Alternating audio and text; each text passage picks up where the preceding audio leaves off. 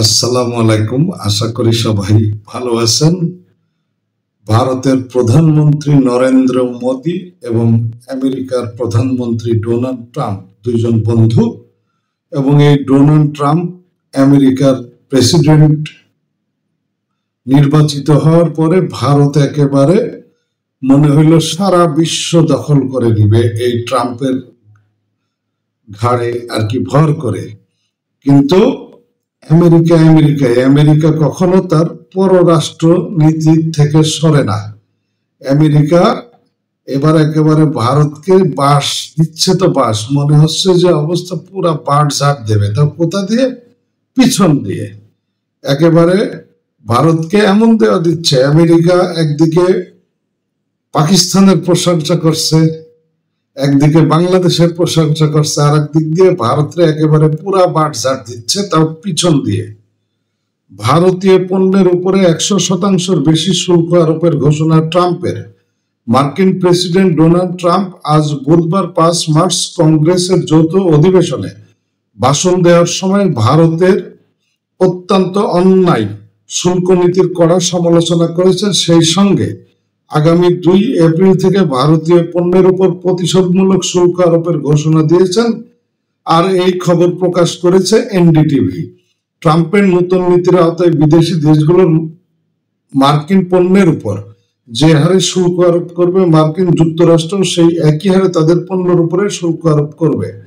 ভাষণে ট্রাম্প বলেন, অন্যান্য দেশ কয়েক দশক ধরে আমাদের বিরুদ্ধে শুল্ক ব্যবহার করে আসছে, এখন আমাদের পালা তাদের বিরুদ্ধে শুল্ক ব্যবহার করা। তিনি উল্লেখ করেন, ইউরোপীয় ইউনিয়ন, চীন, ব্রাজিল, ভারত, মেক্সিকো এবং কানাডা মার্কিন পণ্যের উপর অত্যন্ত উচ্চ শুল্ক আরোপ করেছে, যা অন্যায়।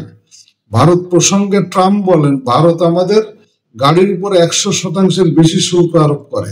তিনি জোর দিয়ে বলেন, মার্কিন যুক্তরাষ্ট্রকে এ ধরনের অসামঞ্জস্যপূর্ণ বাণিজ্য নীতি মোকাবেলা করতে হবে এবং তার প্রশাসন শীঘ্রই ভারত ও চীনের মতো দেশগুলোর উপর প্রতিশোধমূলক শুল্ক আরোপ করবে।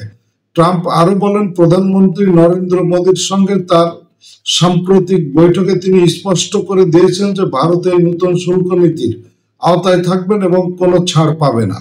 ট্রাম্প বলেন, এ নিয়ে কেউ আমার সঙ্গে তর্ক করতে পারবে না। ট্রাম্পের ভাষ্য অনুযায়ী 2 এপ্রিল থেকে মার্কিন যুক্তরাষ্ট্র অন্যান্য দেশগুলোর আরোপিত শুল্কের সমপরিমাণ শুল্ক আরোপ করবে, যতটা তারা আমাদের উপর শুল্ক ধার্য করবে, আমরা ঠিক ততটাই তাদের উপর ধার্য করব। এটি পারস্পরিক।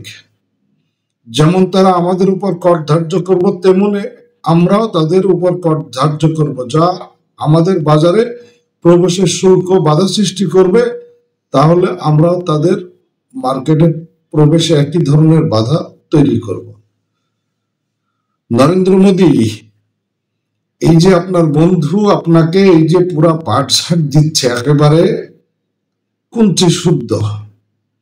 তো এখন আপনার ধারাভাষ্য কি? বাংলাদেশের সাথে ভারত যে ব্যবহারটা করে থাকে, বাংলাদেশের প্রতিবেশী দেশ হিসাবে, বাংলাদেশের সীমান্তবর্তী দেশ হিসাবে, এবং ভারত তার ক্ষমতার একচ্ছত্র ব্যবহার করে বাংলাদেশের উপরে। এখন ভারত হাড়ে হাড়ে টের পাবে যে চোদনের নাম বাবাজি, ছেলাই পড়লে বাঘও গাছে ওঠে। যেখানে সেখানে কেরিবেরি চলে না। এবার আমেরিকা যে চোদন দিচ্ছে সেটা সামাল দেওয়ার জন্য ভারতের কি প্রস্তুতি রয়েছে। তো আমরা আশা করি ভারত তার পররাষ্ট্র নীতি ভালো করবে এবং সীমান্তবর্তী দেশগুলোর জন্য তো অবশ্যই। সেই সাথে এই যে বাংলাদেশের যে সমস্ত রাজনৈতিক ব্যক্তিবর্গ ভারতে আশ্রয় নিয়েছে, তাদের কিভাবে ট্রিট করবে তার উপরে হয়তো নির্ভর করছে বাংলাদেশের সাথে ভারতের ভবিষ্যৎ সম্পর্ক। ভালো থাকবেন সবাই।